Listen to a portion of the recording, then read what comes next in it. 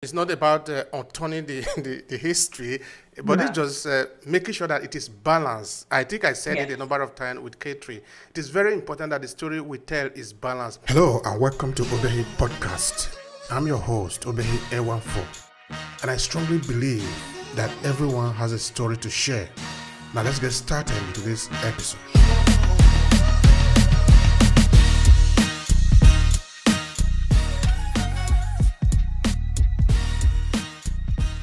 But that is a very fine line that we can trade depending on our sensibility also, because how are you going to be able to tell a story that is balanced? Because history is just a point of view in most of the cases, no?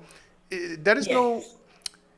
I repeat again, look at the United States, for example, how many billions of dollars is spent on Hollywood for the telling of the American story.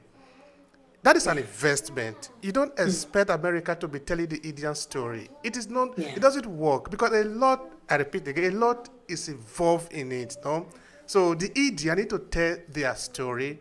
The Yeah. Asia, the Chinese need to tell their story. Currently, there is war in Ukraine. You don't expect BBC to be telling the Russian version of the story. It just doesn't work. It is not No. possible. If we want to know what is the point of view of the Russian, we need to listen to the Russians. That is just the way it is. All right, now coming back to a section that I found very interesting is what is your storyline actually mainly concentrated on? I mean, what is dominating your narration in your book writing? Okay, so with my book writing, I like to write about experience. I'm a staunch supporter of social restorative justice. So I like to see, I'm in the, I'd like to see more of that, where a fairer and just society. So I'm very keen to write about those things.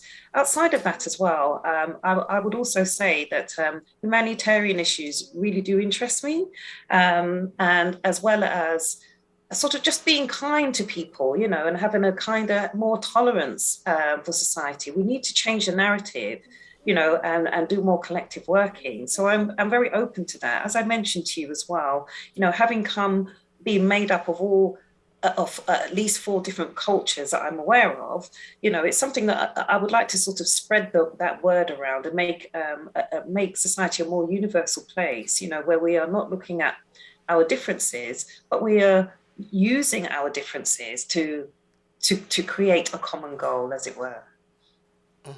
All right, I like that approach. That is very interesting because that is what really make the world.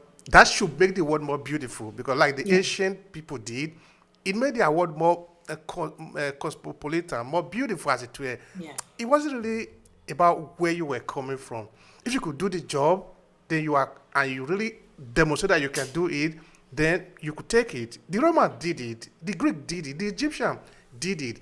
And to a certain extent, we tend to do it, but we don't do it enough. There is too much of, we look at you because you look like this.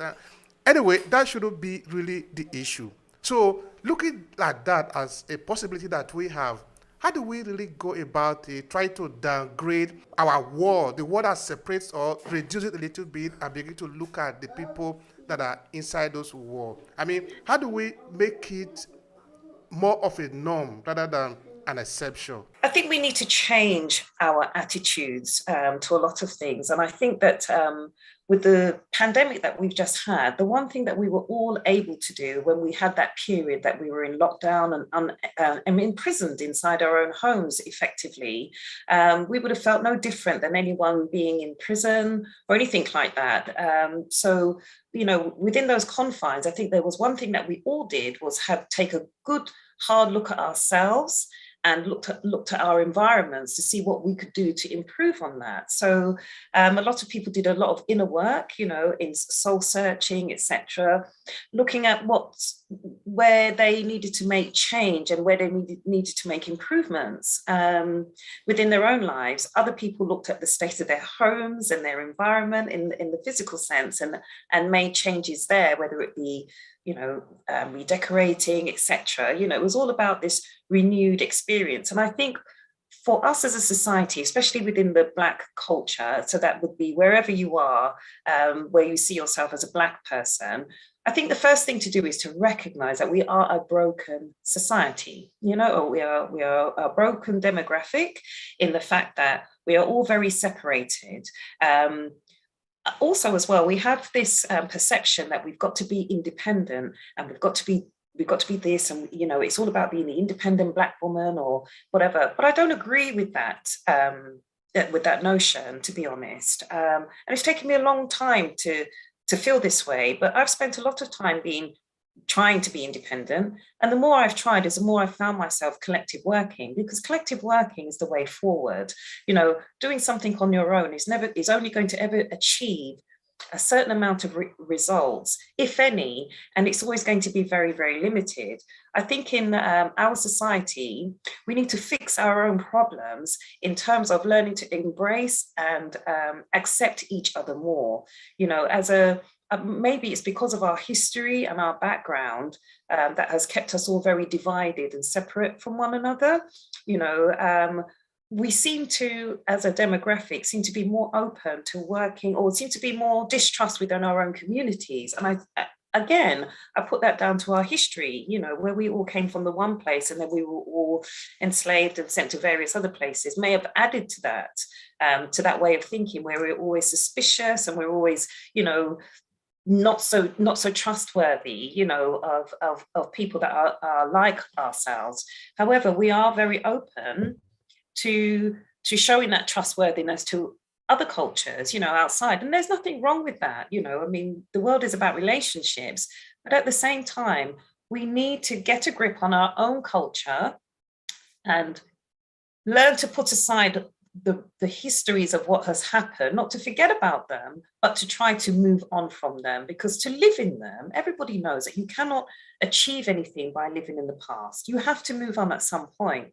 So we have to learn to forgive ourselves, and then move with the best way forward, instead of, doing our best to kind of shut down the next person, or, not encourage or embrace that person with what they're trying to do. There is no harm if you see something, that somebody else is producing, and it appeals to you, then invest in it. There's nothing wrong with you telling someone, "Oh, I really like what you're doing here," or being supportive, and that's what it's about. That is what's going to make the world a better place. It's that kind of engagement rather than not saying anything, and not engaging. That is absolutely wonderful. That is so interesting. I love it so much. Thank you for that. I really find it very interesting, because I feel the same way too, that we need more of collaboration. That is the only thing that is going to save us. Because when you go alone, you are going to get lost. It's the only guarantee that is going to happen. But when you go together, even though something happened to you, other people will carry your story on. And that is basically how we survive. That is how cultures survive. Because as a human being, as an individual, for how long are you going to live? 100 years? At 100, you are basically not really productive as it were, no? So if everything is around you, that is the end of the story. Yes. So we must learn to stand on the shoulder of other people, and when it gets to our turn, allow other people to stand also on our shoulder. That is how we take the story on. I agree. Right. And I think if we all do things from a place of love and start from there, the world will be a better place altogether. Looking at that, looking at the scenario that you have painted for us, that you have created, do you see any difference from maybe when you were much younger in UK and today you are an adult, you are a parent? Do you see any difference in this broken society, this broken demography, this broken culture?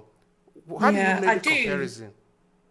I do. I don't see so much in my generation, but the upcoming generations, it's very, very apparent. They don't have the children being brought up. I mean, you mentioned I was a parent, and that's correct. But I'm also a grandparent, and that I struggle with even more. Society is a lot harsher than it used to be. It's a lot more hateful. People seem to be more discouraged. In the UK here, when I was growing up, there was There was play centres, there was support, there were children playing together, children used to play outside their homes.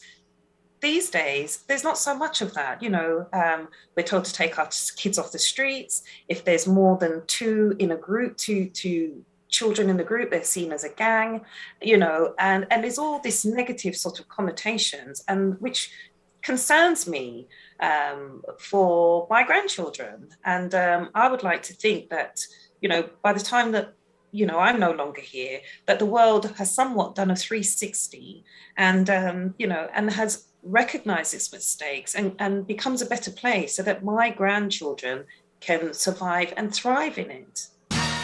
If you enjoy this podcast, make sure you subscribe so you never miss any of our future episodes.